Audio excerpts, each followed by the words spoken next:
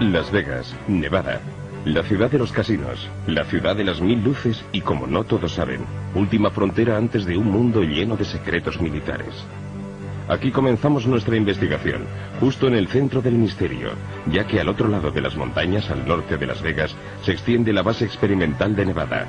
Un mundo aparte rodeado por los confines más vigilados de la Tierra desde los tiempos del telón de acero. Aquí se trabaja sobre los ingenios nucleares, aquí se ocultó a nuestros ojos el stealth, y aquí se prueban aeromóviles aún más arriesgados.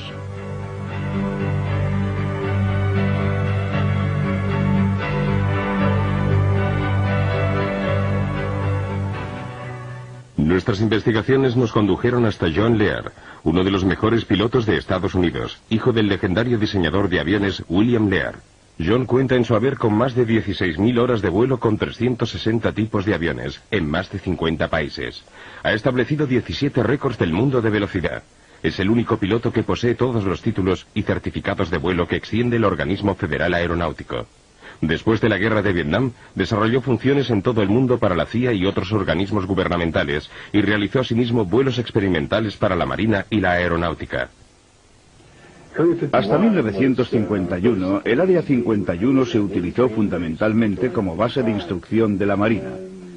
Luego la Lockheed, junto con la CIA, la transformó en una base experimental secreta para efectuar las pruebas sobre los aviones espía U-2. En los años 1959, 60 y 61 se realizaron experimentos con los SR-71. Era la zona ideal para las pruebas con maquinaria y aviones secretos, porque estaba muy aislada, con los lados rodeados por las montañas. En definitiva, estaba en medio de la nada. Es decir, garantizaba el nivel de seguridad que requería. En 1960 se empezaron a llevar a cabo pruebas no solo sobre aviones, sino también sobre equipos, maquinaria y todo tipo de proyectos reservados. Según mis investigaciones, en 1972 se produjo un vacío total de información y datos que duró 18 meses. Nadie sabe qué ocurrió entre el verano de 1982 y entre el verano de 1972 y enero de 1974. No existen datos de ningún tipo. He hablado con los encargados de seguridad. No tienen ni idea de lo que pudo ocurrir ahí dentro. Y yo tampoco. Y no puedo hacer conjeturas porque el proyecto referente a los platillos volantes, al menos según la información que he reunido, el proyecto denominado Red Light comenzó en 1960. Habían tratado de poner en vuelo 2 o 3 naves, pero se produjo un accidente gravísimo, de modo que las operaciones quedaron interrumpidas durante varios años. Los vuelos de prueba se reanudaron posteriormente, creo que alrededor de 1980-81, siempre en esa zona. Puedo decirlo casi con certeza porque en ese periodo aumentaron drásticamente las medidas de seguridad. Al sur de Groom Lake, en el ángulo nororiental del centro experimental del desierto de Nevada, se encuentra el Papoose Lake, que es un lago salado donde hay una zona de alto secreto denominada Área S4, y creo que probablemente es allí donde se llevan a cabo los experimentos con platillos volantes. Entre mis diversas fuentes de información, la principal ha sido Bob Lazar, el cual trabajó sobre uno de los 9 platillos volantes allí custodiados. Aterrizamos en Groom Lake. Allí tomé un autobús hacia...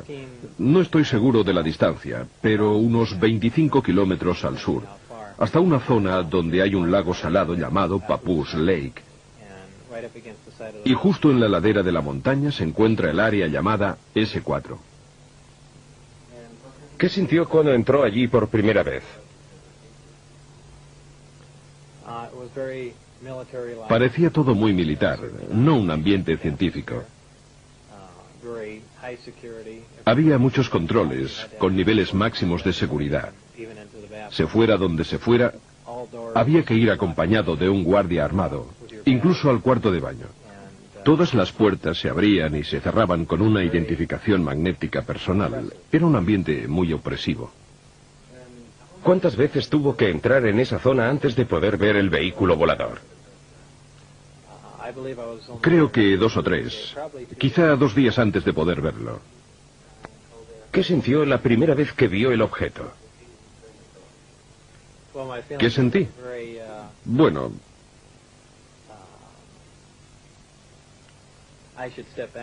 volviendo atrás en el tiempo, la primera vez que vi la astronave fue cuando entré en el hangar y me dije, esto explica por fin todos esos avistamientos de ovnis. Es un vehículo militar secreto en fase de experimentación y ya está. En realidad fue la segunda vez que lo vi, al entrar en su interior, cuando me di cuenta de lo que estaba sucediendo. Es decir, de que se trataba de un vehículo extraterrestre. Obviamente, esto sucedió después de haber leído todo el material informativo. Y entonces, en ese momento cambió todo. Era una sensación distinta, algo inquietante.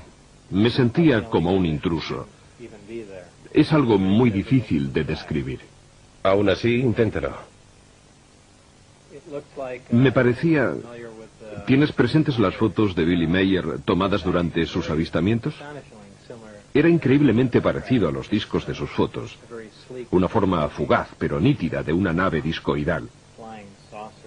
Es bastante difícil describirlo así, sin dibujarlo. Pero tenía la típica forma de platillo volante.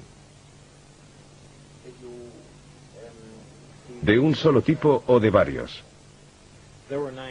En total había 9 platillos. Pero yo trabajé en ingeniería inversa solo con un objeto.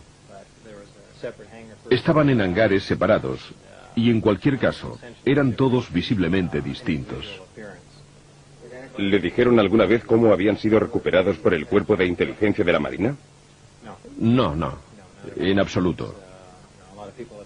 La gente ha sugerido varias hipótesis, que habían sido derribados o que habían caído, pero no parecían dañados y por consiguiente tengo serias dudas sobre dichas hipótesis.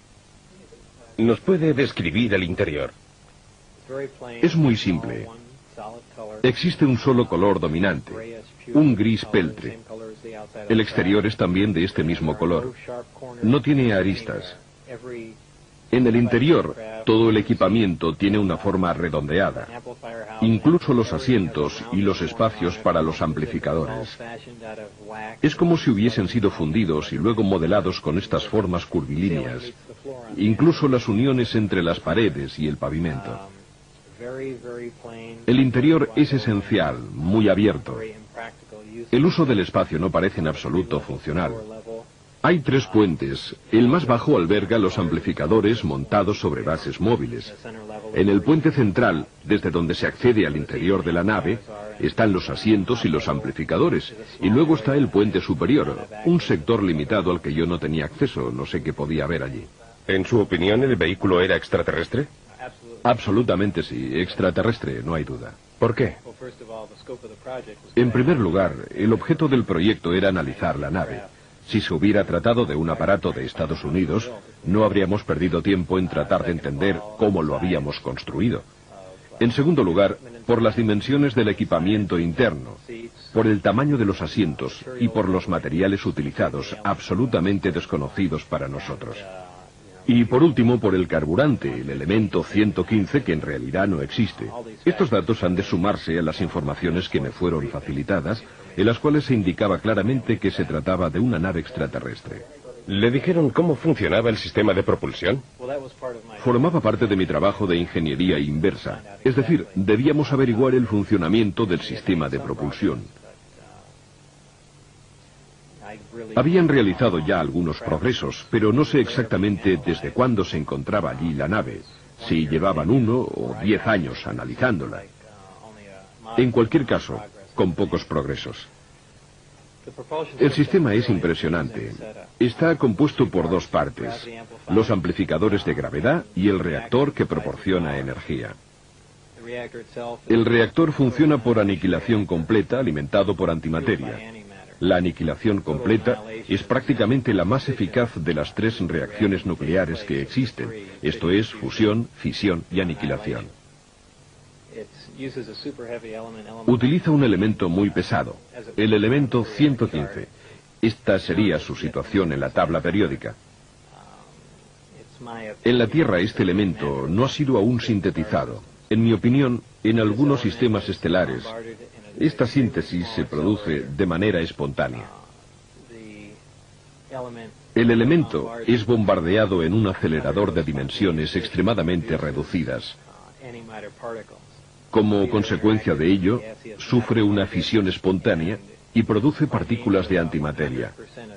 Estas, gracias a un dispositivo termoeléctrico con una eficacia del 100%, interactúan con la materia gaseosa y se transforman en electricidad.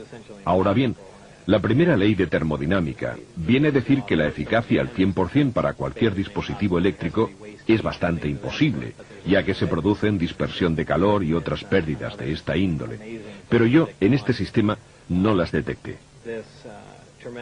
Es una tecnología absolutamente asombrosa. Estas, gracias a un dispositivo termoeléctrico con una eficacia del 100%, interactúan con la materia gaseosa y se transforman en electricidad. Ahora bien, la primera ley de termodinámica viene a decir que la eficacia al 100% para cualquier dispositivo eléctrico es bastante imposible, ya que se producen dispersión de calor y otras pérdidas de esta índole. Pero yo, en este sistema, no las detecté. Es una tecnología absolutamente asombrosa. La increíble cantidad de energía que genera el sistema alimenta los amplificadores y, como producto secundario del bombardeo del elemento 115, se genera un fenómeno interesantísimo, es decir, una onda especial, la denominada gravitacional A. Esta onda viaja de un modo muy similar a las microondas. Se aplica a los amplificadores gravitacionales y mediante la corriente eléctrica generada por el reactor es amplificada y enfocada. La señal amplificada de este modo se torna ligeramente afásica y gracias a esto es posible atraer o rechazar cualquier cuerpo gravitacional. El vehículo es capaz de despegar, incluso utilizando un solo amplificador. Esta nave en concreto está dotada de 3 amplificadores, y cuando activa un solo amplificador para alejarse de la Tierra, utiliza la denominada configuración Omicron. Para viajar por el espacio, la nave gira sobre un lado, enfoca los 3 amplificadores en un único punto situado a enorme distancia, y luego se imprime máxima potencia a los amplificadores y al reactor. Prácticamente estiran el tejido del espacio, distorsionan el espacio-tiempo y lo atraen hacia la nave, que de esta manera se halla en condiciones de cubrir enormes distancias en un lapso de tiempo prácticamente nulo. La nave no se desplaza de manera lineal porque distorsiona el espacio. El propio tejido del espacio y por consiguiente también los campos gravitatorios y el tiempo están estrechamente ligados. Cuando se distorsiona un campo gravitatorio, se distorsionan también el espacio y el tiempo. Estas son cosas que sabemos desde hace tiempo, solo que no contamos con la posibilidad de comprobarlas. Aparentemente esta civilización las ha llevado a la práctica. ¿Y ustedes han conseguido alguna vez poner en vuelo alguno de estos vehículos? Se realizaron muchos ensayos, pero no fuera de la atmósfera. Eran vuelos cortos, a baja altura. De hecho, eran objetos de un valor inestimable, y no era intención de nadie correr riesgos inútiles o destruirlos a causa del campo gravitatorio terrestre o por volar a cotas demasiado elevadas. Pero asistí a varias pruebas fuera del recinto de seguridad. Y en una ocasión lo vi todo a no más de 30 metros del vehículo. ¿Cómo maniobraba el objeto en vuelo? Era muy silencioso. Se elevaba generando un pequeño silbido. La superficie inferior emanaba una luz azul, probablemente debida al altísimo voltaje generado. Poco después, a medida que ganaba altura, la luz desaparecía y parecía como si flotara suavemente en el aire para luego posarse sobre el suelo, todo de manera muy tranquila y casi en absoluto silencio. ¿Podría describir los documentos informativos que le fueron facilitados y su contenido? Se trataba de un gran número de documentos, unos 120 informes muy concisos. En realidad me daban una idea general de las demás investigaciones llevadas a cabo sobre el vehículo volador, pero casi la totalidad de las informaciones, de los detalles técnicos, se referían al sistema de propulsión y de generación de energía, es decir, al campo en el que debería trabajar. También había documentos en los que se afirmaba que la nave era extraterrestre, y los informes de algunas autopsias no eran muy minuciosos, pues no había ninguna razón para proporcionarme información detallada sobre este aspecto, pero incluían fotografías. Para ser exactos, había 2 fotografías de un cuerpo extraterrestre con el tórax abierto, que albergaba un solo órgano que había sido extraído y seccionado. Desde mi punto de vista, no médico, parecía que este órgano debía de cumplir no una, sino varias funciones. Luego había otros documentos que describían los estudios metalúrgicos llevados a cabo en otras partes de la nave. En definitiva, eran cortos resúmenes del trabajo desarrollado por los diversos grupos y viceversa. Supongo que también ellos recibirían unos informes, breves relaciones sobre el trabajo desarrollado por mi grupo. ¿Indicaban el lugar de procedencia de los extraterrestres? Sí, el sistema Zeta Reticuli. No sé si la información se obtuvo de la propia nave o de mapas estelares o de instrumentos de a bordo. ¿Había información sobre esta civilización, sobre su historia o sobre contactos anteriores con el género humano? No exactamente. En ningún sitio podía leerse "fue así".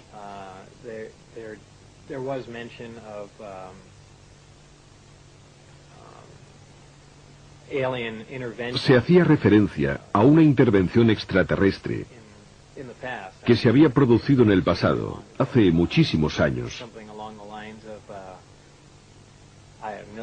millones de años. En cuanto a los documentos que pude consultar, aunque repito que eran relaciones muy sintéticas, resúmenes documentales, no sé si eran auténticos o falsos. Solo puedo hacer suposiciones. No obstante, las informaciones sobre el sistema de propulsión eran todas verdaderas, estoy seguro, porque trabajaba en ello. Por lo demás, solo se hacía mención de un contacto con la Tierra que se había producido hacía más de 10.000 años, de alteraciones genéticas que habían dado lugar a un ser simiesco y otras declaraciones de esta índole. ¿Ha visto alguna vez de cerca un alienígena vivo o muerto? No, solo en fotografías. En varias ocasiones he declarado que al cruzar una determinada zona, miré por una ventana y vi algo pequeño, pero no digo que fuera el cuerpo de un extraterrestre. Es inútil adelantar conclusiones y decir, seguramente vi un extraterrestre, porque podía tratarse simplemente de un maniquí creado como modelo en función de sus peculiaridades corporales y de las dimensiones de los asientos. Y por consiguiente, insisto en que en realidad no vi ningún cuerpo vivo en movimiento. Como principio, respondo que no. ¿Por qué le eligieron a usted para este trabajo? Es muy difícil responder, no sabría hacerlo. Seguramente como físico no soy el más cualificado, por tanto no tengo la menor idea. Por otro lado, puede ser que se sintieran frustrados, porque no conseguían dar más pasos adelante. Hacía ya mucho tiempo que no lograban avanzar en sus investigaciones. O quizá quisieran una persona nueva, alguien que pudiera ver las cosas de forma distinta. Y por otra parte, yo tengo fama de ser así. ¿Por qué decidió divulgar estas informaciones? ¿Cuándo? ¿Por qué?